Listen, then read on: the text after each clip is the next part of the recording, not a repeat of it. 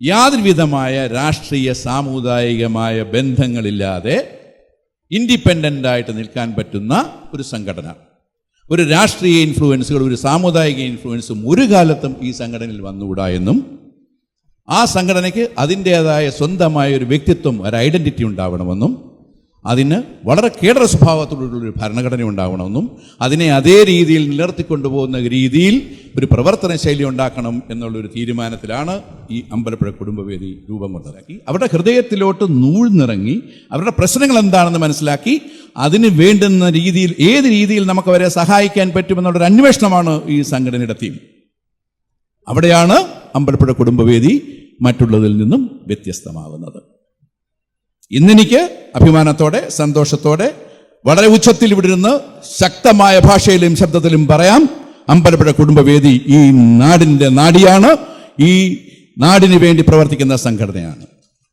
ഈ സംഘടനയ്ക്ക് ഒരു വ്യക്തി താല്പര്യമില്ല, ഒരു രാഷ്ട്രീയ താല്പര്യമില്ല, ഒരു സാമുദായികമായ താല്പര്യവുമില്ല.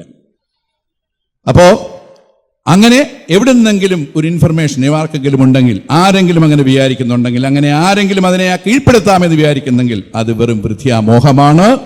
അത് ഈ സംഘടന ഒരു കാലത്തും അംഗീകരിക്കാൻ പോകുന്നില്ലാത്ത, ഒരു വ്യക്തമായ ആഗ്രഹങ്ങളുമില്ലാത്ത, വെറും ചാരിറ്റി എന്ന് പറയുന്നതിനെ മാത്രം മുമ്പിൽ കണ്ടുകൊണ്ട് ഈ സംഘടന നിലനിൽപ്പോകും.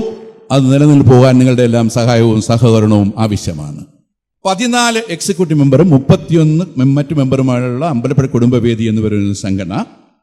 ഈ 14 മെമ്പർമാരിൽ 10 പേര് 5 ലക്ഷം രൂപയായിട്ട് 50 ലക്ഷവും ബാക്കി 50 ലക്ഷം രൂപ സ്പോൺസർഷിപ്പിൽ കൂടെ ഞങ്ങളുടെ കണക്ഷൻസിൽ കൂടെ പിരിച്ച് നമ്മൾ ചോദിച്ച് കൊടുക്കാൻ പറഞ്ഞാൽ ഇവിടെ എത്തിക്കുന്ന ആൾക്കാരിൽ നിന്ന് മാത്രം സംഭാവന അല്ലാതെ സ്പോൺസർഷിപ്പോട് കൂടി അതിന് പകരം നമ്മൾ അവരുടെ അഡ്വർടൈസ്മെന്റ് ചെയ്യും. അവരൊന്നില്ലെങ്കിൽ എന്തെങ്കിലും വ്യവസായം ചെയ്യുന്നവരായിരിക്കണം, അല്ലെങ്കിൽ നമ്മുടെ അഡ്വർടൈസ്മെൻ്റ് അവർക്കൊരു ഗുണമുണ്ടാവുന്നതാകണം. അങ്ങനെയുള്ള ആൾക്കാരിൽ നിന്ന് മാത്രം സ്പോൺസർഷിപ്പ് മാത്രം വാങ്ങിച്ചുകൊണ്ട് 1 കോടി രൂപയുടെ മൂലധനം മാത്രം, 1 കോടി രൂപയുടെ മൂലധനത്തോടുകൂടി ഒരു വർഷം 1 കോടിയുടെ ചാരിറ്റി പ്രവർത്തനങ്ങൾ ചെയ്യാൻ വേണ്ടി രൂപീകൃതമായിരിക്കുന്ന ഈ സംഘടന എനിക്ക്